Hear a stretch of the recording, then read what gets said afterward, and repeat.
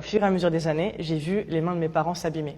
Mon père est maçon, donc ses mains sont pleines de ciment, il a des ongles cassés. Ma mère est femme de ménage, donc elle a les doigts fripés par la javel. Et moi, pendant que j'étudiais, en fait, je voyais leur corps se dégrader par ma faute. Ils n'ont pas fait subir.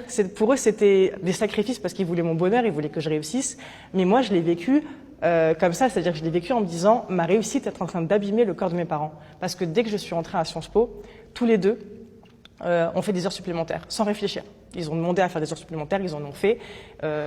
Ils en ont fait pour moi, pour que moi je puisse avoir accès à cette réussite-là. Et quand on voit ses parents dans cette situation-là, quand on voit ses parents faire ce sacrifice-là pour nous nourrir, on se sent redevable et on est obligé de réussir.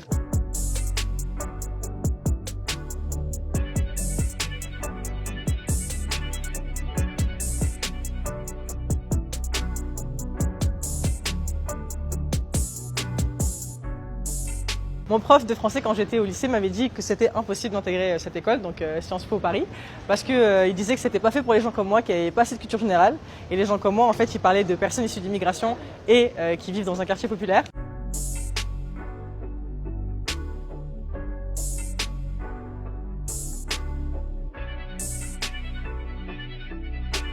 Mon premier jour à Sciences Po Grenoble, on arrivait dans le secrétariat pour récupérer nos cartes, pour récupérer nos pulls. Donc ça voulait dire qu'on était enfin étudiant à Sciences Po Grenoble.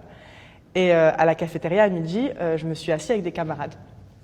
Et il y a un ami à moi, enfin un tout nouveau ami à moi, on va l'appeler, je sais pas, Jacques. Jacques me dit « Nesrine, tu as pris la place de ma sœur ». Et à ce moment-là, dans ma tête, je me suis dit « Mais pourquoi il dit cette phrase à moi ?» Dans la tablée, pourquoi c'est à moi qui dit cette phrase? Et je le regarde et je lui dis, c'est-à-dire j'ai pris la place de ta sœur. Il me dit, elle a passé le concours, elle l'a pas eu, donc c'est toi qui as pris sa place. Et en fait, c'est avec le temps que j'ai compris que Jacques, sa maman était saxophoniste, son père travaillait au ministère de la Culture. Donc en fait, dans sa tête, j'étais illégitime parce que j'avais pris la place de quelqu'un pour qui Sciences Po était dédié à la naissance. Et cette phrase-là, elle a été très violente parce que c'est vraiment le premier jour, mais vraiment le premier jour de mon entrée à Sciences Po Grenoble. Et elle m'est restée dans la tête pendant tout mon parcours. Et j'en ai eu d'autres des remarques, mais celle-ci, je l'oublierai jamais. Heureusement, quand même, à Sciences Po, je me suis fait quelques amis quand même. Et au contraire, je trouve que nous aussi, on a des clichés sur le milieu bourgeois, et le milieu bourgeois a des clichés sur nous.